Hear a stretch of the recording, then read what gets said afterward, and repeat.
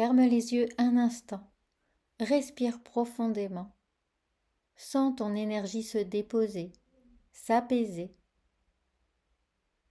Bienvenue dans Écho du cœur, un espace où chaque mot résonne, où chaque vibration t'invite à explorer tes émotions autrement.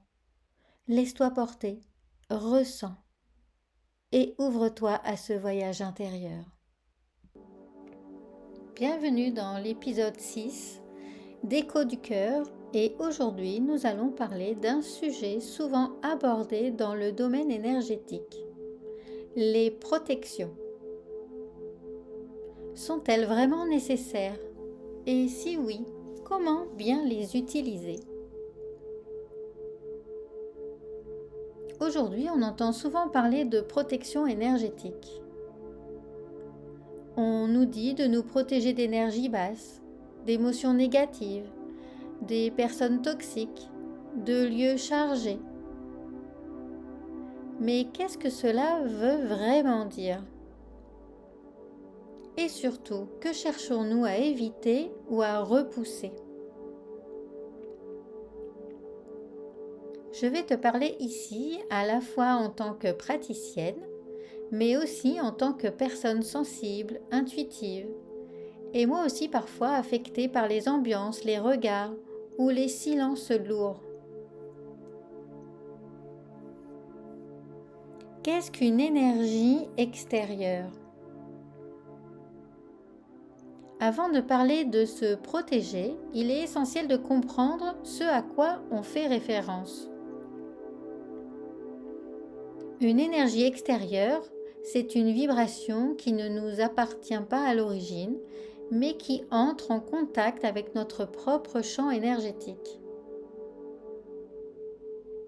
Cela peut être une émotion forte venant de quelqu'un d'autre, colère, tristesse, l'atmosphère d'un lieu, comme un hôpital ou un lieu de conflit, un objet chargé d'histoire, une mémoire collective parfois. Mais l'énergie n'est pas bonne ou mauvaise en soi. C'est notre réceptivité, notre état intérieur qui détermine comment elle nous impacte.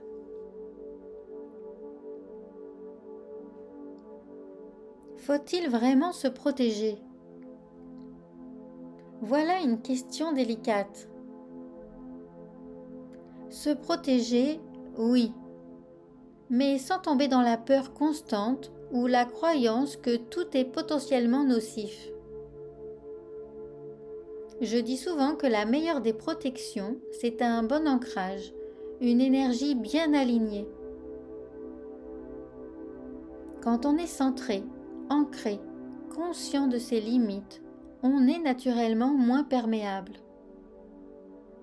En revanche, quand on est fatigué, stressé, fragilisé émotionnellement, on peut se sentir comme une éponge. Donc la vraie question n'est pas « faut-il se protéger ?», mais « suis-je dans un état d'ouverture maîtrisé ou subi ?»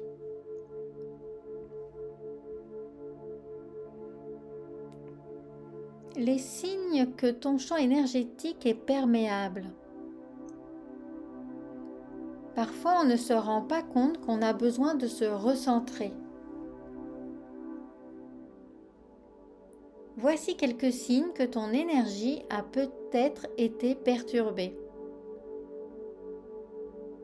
Tu te sens épuisé sans raison après plutôt une interaction.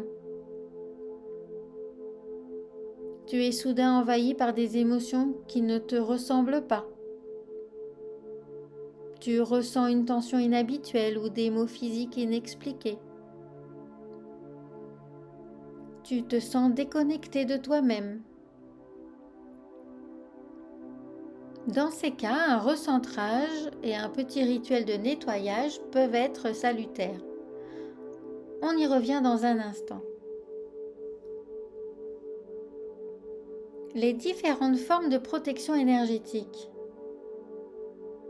Voici quelques approches que je conseille régulièrement selon les besoins. La bulle de lumière. C'est une visualisation simple mais puissante. Tu imagines une sphère lumineuse autour de toi, douce et protectrice. Elle filtre ce qui entre et sort de ton champ. C'est un grand classique, très utile avant un rendez-vous, un soin, une prise de parole. L'ancrage à la terre. S'ancrer, c'est se relier à la stabilité, à la matière, à ce qui te ramène dans ton corps. Tu peux visualiser des racines, marcher pieds nus, respirer profondément. Plus tu es ancré et moins tu es vulnérable. Les pierres et les cristaux. La tourmaline noire, labradorite, obsidienne. Ces pierres sont souvent utilisées comme soutien protecteur. Elles ne remplacent pas un travail intérieur, mais peuvent être des précieuses alliées. La respiration consciente. Respirer en conscience te ramène dans l'instant et t'aide à dissiper ce qui ne t'appartient pas. La fumigation. Utilisez la sauge, le palo santo, le cèdre pour nettoyer l'espace autour de toi. C'est un geste symbolique, mais aussi un moyen de réinitialiser l'ambiance.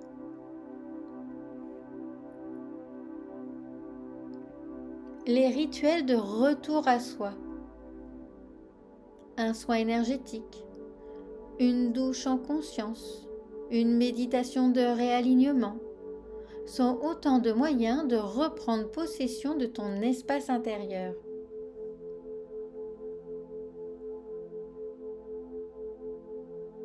Ce que la protection n'est pas. Se protéger ne veut pas dire se fermer. Il ne s'agit pas de se couper du monde, ni d'entretenir la peur. Certains utilisent la protection comme un réflexe de défense, mais elle devient alors une armure et parfois un enfermement. L'idée, c'est d'ouvrir son champ, mais en conscience, de rester sensible sans être envahi. La protection, c'est poser des limites énergétiques saines, comme on le ferait émotionnellement.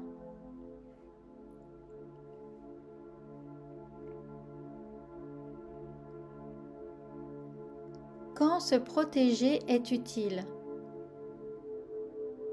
Je te donne quelques exemples concrets où se protéger peut être pertinent. Avant une séance de soins, si tu es praticien, praticienne, thérapeute. Dans les transports en commun bondés. Lors des réunions intenses ou négatives. En présence de personnes très chargées. Après un rêve intense ou un cauchemar.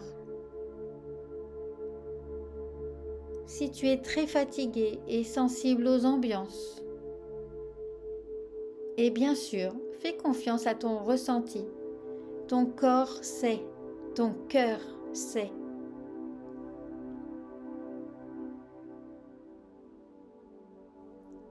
Tu peux créer ton propre rituel, ta propre protection, celle qui te parle. Une phrase, un geste, une respiration, une image. C'est toi qui poses l'intention. C'est elle qui fait la force. Je te donne un exemple. Je suis en sécurité dans mon espace. Ce qui ne m'appartient pas reste à l'extérieur. Je rayonne ma lumière et je reste aligné.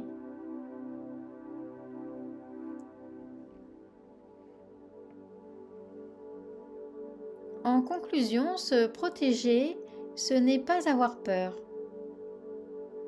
C'est prendre soin de son énergie comme on prend soin de son corps, de ses émotions, de son environnement.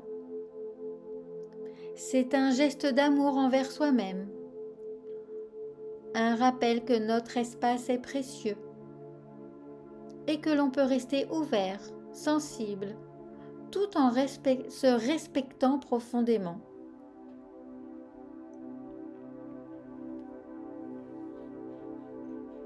Merci d'avoir écouté cet épisode.